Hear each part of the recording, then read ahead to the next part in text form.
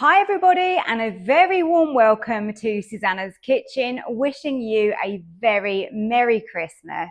And thank you for choosing to click on this video.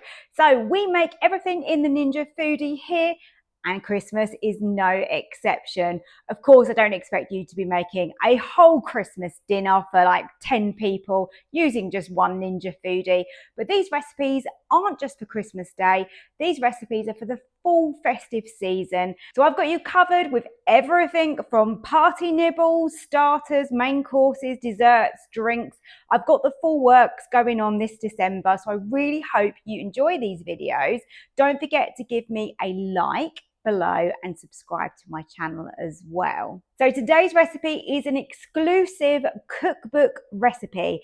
I've got a brand new Christmas cookbook that I have just released over on my website, which is www.susannahskitchen.uk. So go over there and grab yourself a copy. Now you don't need to worry about saving this video for today's recipe because there'll be a QR code in the cookbook which will link back if you do want to watch the recipe video again. And all my recipes are super achievable and of course really delicious. So I hope you enjoyed today's Ninja Foodi recipe. Let's go and start cooking. To start with, you want to put a jar of mincemeat. So this is just shop bought. This one was actually a Sainsbury's one. It smells really lovely. So that's gone into my bowl. The jar was 411 grams. And into that, we want to put some dried cranberries. Makes a nice little twist on this, doesn't it?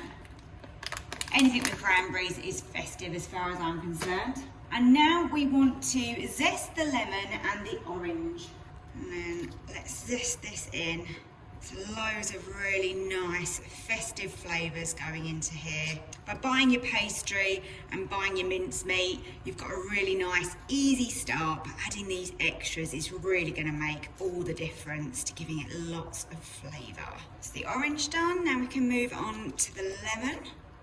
So let's just mix that through. Let's get the puff pastry and roll this out. So handy this stuff, isn't it? I mean, it's re-rolled, you haven't got to do anything. You can just get to work straight away. Love it. Now don't laugh at me. Look how old school my cutters are that I've got. This is what I've got, so this is what we're working with.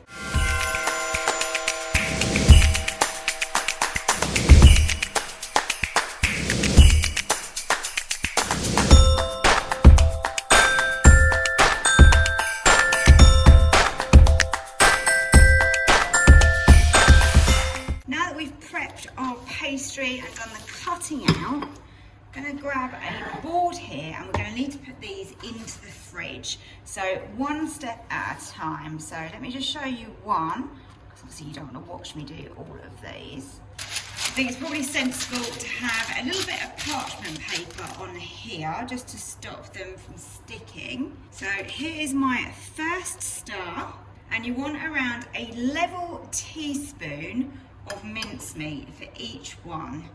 So just put that into the middle. I've got a beaten egg here and my pastry brush. So with the little points, you just want to give them a little wash, and this is going to help for the top to stick down onto here. So lovely, just like that. Now grab one of the tops and then you want to lay it over so that it matches the best possible, like this.